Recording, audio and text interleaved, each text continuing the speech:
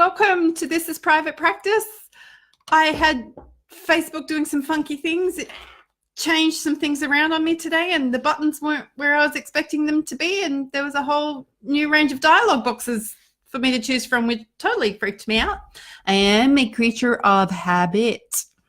Welcome to This is Private Practice for the 14th of August, halfway through the month of August, which is really cool because there is only 2 weeks of winter left here in the Southern Hemisphere. Hurrah! So I'm not going to complain about the weather because we've had really good heating system on in this room today, and I'm nice and cuddly, not cuddly. I'm comfortable, which is better than being freaking cold, which is how it's been. I'm a bit tired today. I'm not going to lie. I've been stumbling over my words a bit and finding it a little bit difficult to get my brain into gear. But it's been overall a pretty darn good, productive day. Lots of delivery for me today. Lots of practice building delivery today, which has been fantastic. I really enjoy that. So we've got some amazing things happening. Somebody's just about to launch themselves as a psychologist in the States, and we're ready and raring to go. And you may have seen from my previous post on this page today that Carol Atkinson has launched her very first free information product to help people who are wanting to think about bariatric surgery as a possible option for their life. So that has been an incredible project brought about by 3 people working really, really well together. And that level of collaboration has allowed each one of us to do the thing that we're really good at and nothing else. AKA Joe didn't have to do any techie bits, which is always helpful. My emotions have been a bit up and down today, but what's interesting after last week is that it doesn't take much for me to feel really exhausted by emotions, whether they're happy emotions or not happy or sad emotions. And many of you might not realize this, but emotional fatigue is actually a real thing. And it's one of the fatigues that we talk about in our fatigue management program, but it's often ignored because people understand what physical fatigue is. We're getting a better understanding of what cognitive fatigue is, but there's also this thing called emotional fatigue, and I can tell you that's where I'm at today. So what that feels like for me is that I'm not having the range of emotions that I was having a couple of weeks ago, which is completely appropriate. But it brought me to thinking about something today, and that is, what are our measures of success? Now, I know I've talked about this before. I run a whole masterclass on having a success mindset, but I've really been reminded today of what my measures of success are. And they're probably not what many of you think they are. So yes, it's all, I want the money. I do want money to be able to live a lifestyle that I enjoy. I want money to be able to be resourceful and be able to be generous and to go overseas and to look forward to my future. I don't want to live hand to mouth. I've done that. Don't want to do that again. I want to make good financial decisions, and having a business that has a level of responsibility and being financially responsible in the midst of all of that means that I'm looking after the money and I'm a good steward of the money, for those of you who understand stewardship. Hi, Julianne. Lovely to see you. Ooh, you might enjoy this today. So yes, I want the money, and the money for me brings freedom. It gives me freedom of choice. And having been in a situation before in my life where I don't have choice, I really didn't enjoy that. Feeling trapped, feeling stuck. I was talking with one of my practice building clients today, and she has not enjoyed feeling stuck.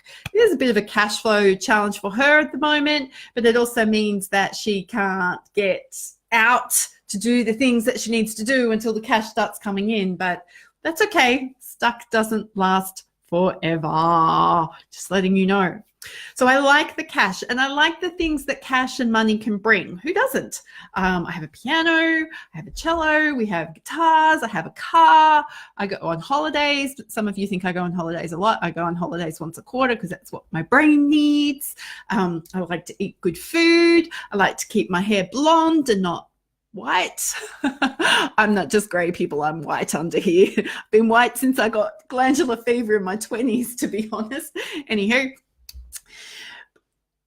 but the true currency of this business, like all those things are peripheral and all of those things are lovely. But as health professionals, we're really committed to making a difference, and we're very committed to having a sense of contribution and making a significant difference.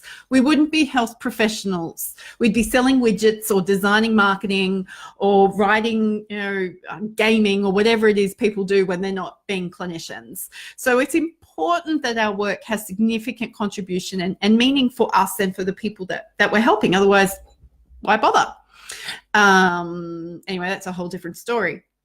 And I've talked about this a lot, where I've talked about the true currency of the work that we do is trust, and that people won't buy our services or buy our ability to help them achieve a goal or a lifestyle change until they know us, till they like us, until they can trust us. And trust, I think we take it way too much for granted these days. We just assume a level of trust when there isn't trust there. I know with the clients that we work with in Purple Co, they're often coming to us from a third party. They've often been told, we want you to go and do this thing.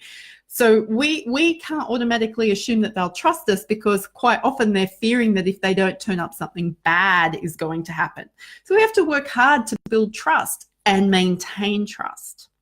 And it's easy to break trust. I'm very good at having a harsh comment or a throwaway thing that in the moment didn't mean anything to me but can hurt someone, and we can create distrust, or we can create some tension.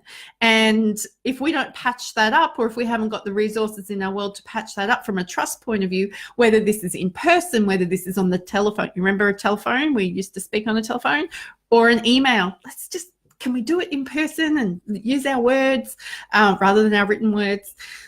Getting that trust back, or maintaining a level of trust, it's what allows repeat referrals to come in. It's what creates raving fans. We all want the raving fans in our business, the people who go out going, if you need physiotherapy, then you've got to go and see Julianne and her team. If you need an immigration assessment, you've got to go and see Carol. It's the only people that you need to worry about. We want people out there marketing us like that. Like, who doesn't want that? That is the way we do our shopping. So today for me, I had the most incredible thing happen, where somebody I know and I trust, who has an incredible commitment to ethical quality service provision, has contacted me and asked me to work with a family member. Now, that's not the first time I've had somebody ask me to work with a family member, and that's okay. For me, that is an incredible level of trust. When you are being asked, it's like, Joe, I need your help with this because I know you as a person and I've seen the way you conduct yourself, and I really would like your help to speak to this person. So for me today, understanding the measure of my success, or how I want to measure success for myself, has been in that people trust me enough that when they're in a crisis, or when they're in uncomfortable emotions, or when they're in a difficult situation, or somebody they know and love is in a difficult situation, then they're going to say, you need Joe, and I'm going to make that happen for you. That, I think, if we can start helping people understand that this is the value that we bring, all the marketing tactics under the sun, your next Facebook ad, or your next meme, or your next podcast episode, or the next email sequence or launch that you're going to do, becomes meaningless if you can't build and maintain trust between yourself and your people. And, it doesn't take much to break trust, because, it's a two-way thing. So I think we just need to be mindful of how we're doing, receiving, giving, cultivating, creating a culture where trust is not assumed, but where it is earned. We earn our cash. I think we need to start thinking about how we earn the trust of others and how we learn to trust others. And there are some people on this planet who have behavioral profiles where trust is the single most important thing. Trust and loyalty are super, super important to them. And if we don't understand that and we misread it, we are going to hurt them unintentionally. We can be gracious with ourselves, but we're all very good at saying, I'm sorry, and fixing a problem. So today I am reminded that I can build trust, and that my trust tank is full because somebody is trusting me with a loved one in their world. And I'm just blown away that that can actually happen. And I know many of you watching this are going, oh, that's nice for you, Joe. I want you to think about where trust turns up for you in your businesses. If you've got team members, you're trusting they turn up. They're trusting that you'll provide them with a place to work. Customers and clients are trusting us. Their families are trusting us. Their children are trusting us. Their medical professionals are trusting us. Everybody is trusting us to do a really good job and do the job that you are called to do.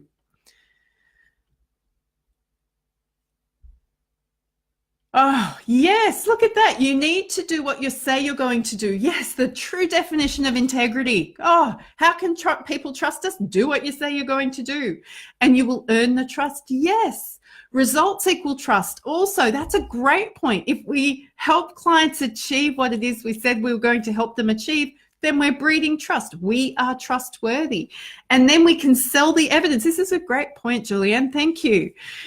It's an honor to be brought into people's lives. And I love your point here. It's an honor to be invited into Love One Home. It is. I am so appreciative of the people who are commenting on this call today, because we can sell and sell and sell, and we can learn sales tactics, and we can market and market and market, and we can learn marketing tactics. But there is something honorable, and there is something that feels ethical and feels professional. I don't know if they're the right words, but there's a feeling attached to creating a sense of trust and doing things with integrity.